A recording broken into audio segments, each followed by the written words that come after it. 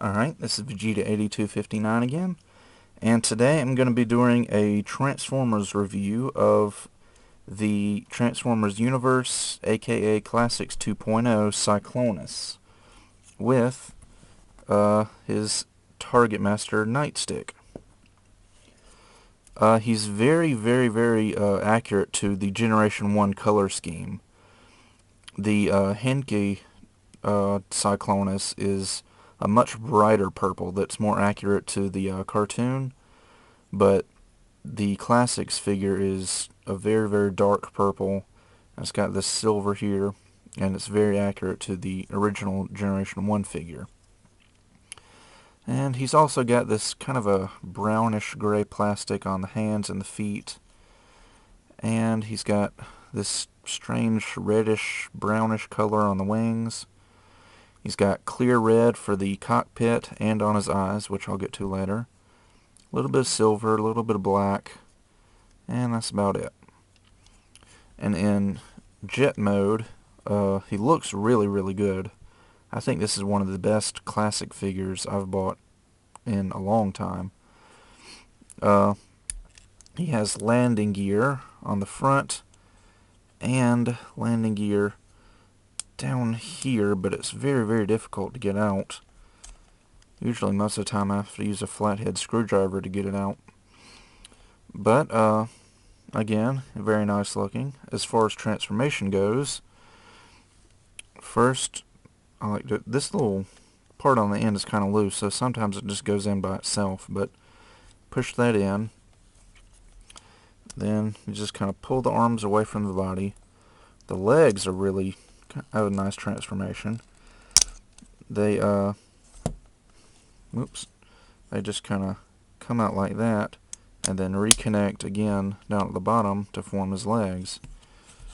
And then you just pull the feet out on the front and the back. Do the same thing on the other side.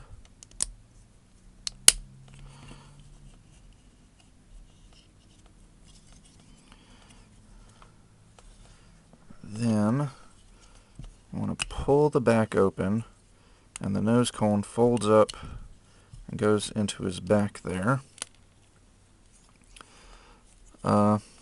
This part swings around, connects to the torso, and then the arms come down, and then these big wings go behind the shoulders.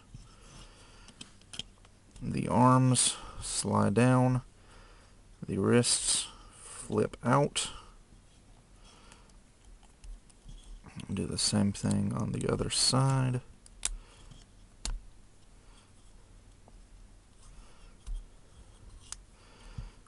And then finally you flip the head around, and he's done. And he's so tall, I think I'm going to have to raise the camera a little bit.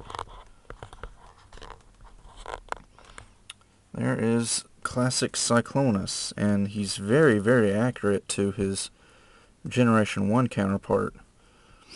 As you can see, he's got nice light piping in the eyes. He has a silver painted on Decepticon symbol, but I had an extra Decepticon sticker laying around, so I just used that instead. Yeah, for articulation, his arms can go 360, they just swivel. He can go in and out here. There's no rotation at the shoulder. The arms bend about 90 degrees. They do rotate just below the elbow. And as you saw in the transformation, the wrist can kind of go in and out. The head rotates 360. It's not on a ball joint, so there's no up and down movement. There's no waist movement at all. But the hip joints are on ball joints, so they can go forward and back and out quite a ways. There's actually a rotation right here in the thigh, so it can go around like so. The knees can bend about 90 degrees. And just showed you earlier, the toes can go up and down. Now for his accessory, he comes with a Minicon sized nightstick, who is a target master and is based on the old Generation 1 Target Master Cyclonus, who came with a very similar small robot who transforms into his weapon. For this guy's articulation, his arms go 360, elbows bend about 90 degrees. There's no head articulation. The waist, I guess, has articulation in that he can bend forward. The legs can go forward and back, and the toes can go up and down.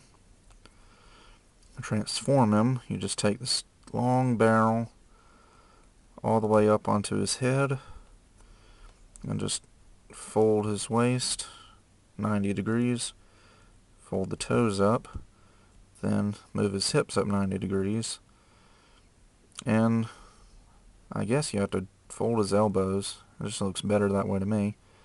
And there you go. Now he is Cyclonus' gun. And